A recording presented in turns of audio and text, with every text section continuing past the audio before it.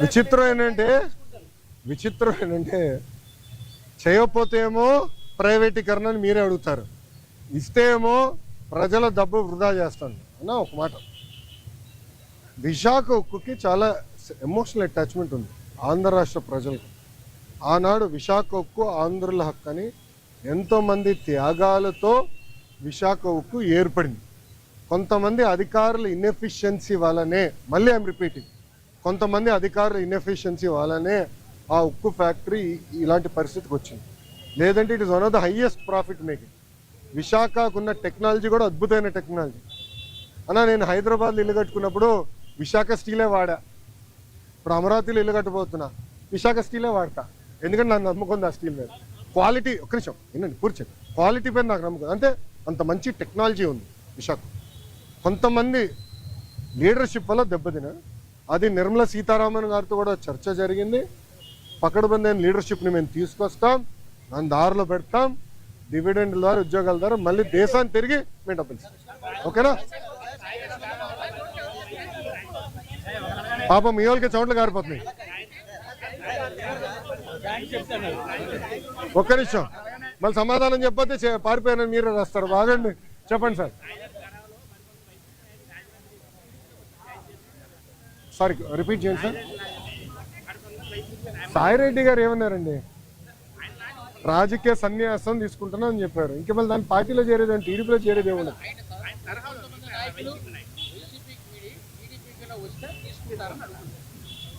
అది case by case we will decide. ఎందుకంటే మా కార్యకర్తలను ఇబ్బంది పెట్టిన నేను ఎందుకు తీసుకుంటా? మా కార్యకర్తల పైన కేసులు పెట్టిన ఎందుకు తీసుకుంటా? అరే నా పైన కూడా కేసులు ఉన్నాయి స్వామి. ఎస్సీ ఎస్టీ కేసు ఉంది నా పైన, అటెంప్ట్ మర్డర్ కేసు ఉంది. అవన్నీ ఇప్పుడు జరుగుతున్నాయి కదా సార్.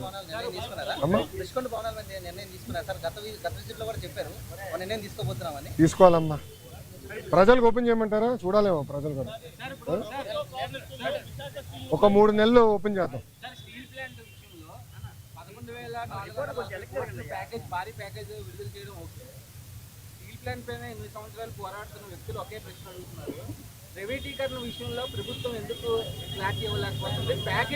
స్వామి ఒక్క నిమిషం, ఇంకా ఎన్నిసార్లు చెప్పాలి స్వామి? ఐఎమ్ సారీ, ఒక్క నిమిషం.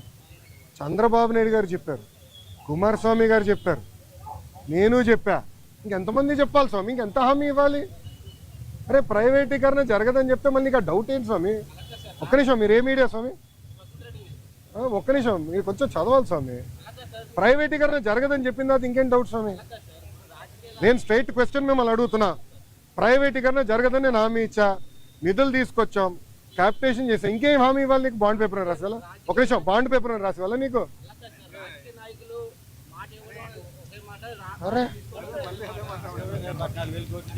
అందరు జగన్ లాగా ఉండరు, గుర్తుపెట్టుకో.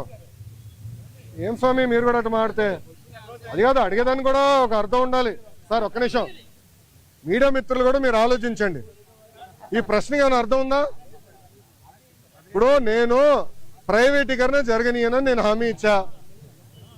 7 నెలల్లో ఎంపీ గారు పోరాటం వల్ల, ఎమ్మెల్యేల పోరాటం వల్ల 1600 కోట్ల రూపాయలు తీసుకొచ్చాం. భారతదేశం వ్యాప్తంగా అన్ని ఉక్కు ఫ్యాక్టరీలు ప్రైవేటీకరణ జరిగే సమయంలో విశాఖ ఉక్కుకే, కేవలం విశాఖ ఉక్కుకే 11,000 కోట్ల రూపాయలు ఎక్విటీ రూపంలో, నాట్ డెట్, ఎక్విటీ రూపంలో కేంద్ర ప్రభుత్వం తీసుకొస్తుంది. రాష్ట్ర ప్రభుత్వం కూడా సుమారుగా 2,000 పైచిలుక కోట్ల రూపాయలు ఎక్విటీ రూపంలో తీసుకొస్తుంది. మళ్ళీ ప్రైవేటీకరణ అడుగుతాడు. ఈయన నాకే అర్థం అవుతుంది, నీకు ఎట్ట సమాధానం చెప్పాలి రప్ప? మీరే చెప్పండి, నాకు అర్థం. ఒక నిమిషం, నేను చాలా స్పష్టంగా దీని గురించి చెప్పదలుచుకున్నా. పిల్లలకి ఎలాంటి ఇబ్బంది లేదు ఈరోజు, ఎందుకంటే డైరెక్ట్ యజమాని అకౌంట్లో మేము వేస్తామని హామీ ఇచ్చాం. రైట్, ఆల్రెడీ ఫైనాన్స్ కూడా కేటాయించాం. ఓన్లీ ఇష్యూ ఏంటంటే కేంద్రం నుంచి దళితులకి డబ్బులు వస్తామా, అది లింకింగ్ ప్రాసెస్లో అయిపోతుంది, త్వరలో రిలీజ్ అవుతుంది. సో డైరెక్ట్ అకౌంట్లో వేస్తాం. ఎవరు పిల్లల అకౌంట్, తల్లిదండ్రులకు ఎలాంటి ఇబ్బంది లేదు, వాళ్ళని పిల్లలు చదివించుకోవచ్చు, యజమాని అకౌంట్లో వేస్తాం.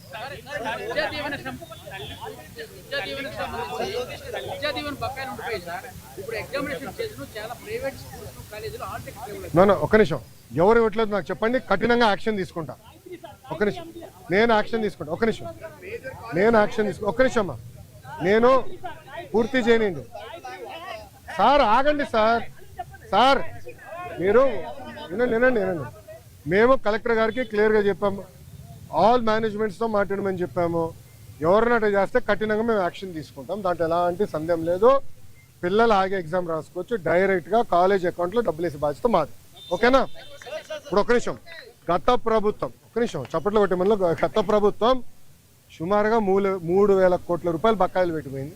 ఎందుకు పెట్టారో వాళ్ళని అడగండి, కోడిగుడ్డుని అడగండి ఒకసారి, ఎందుకు బకాయిలు పెట్టిపోయినాడు. 3,000 కోట్ల రూపాయలు మేము కట్టాల్సిన అవసరం, కడతాం, టైం పడుతుంది. ఇంకా ముందర ఇయర్ రెగ్యులరైజ్ చేయాలి, బకాయిలు కూడా ఫేజ్డ్ మేనర్గా మేము చెల్లిస్తాం. ఓకేమా?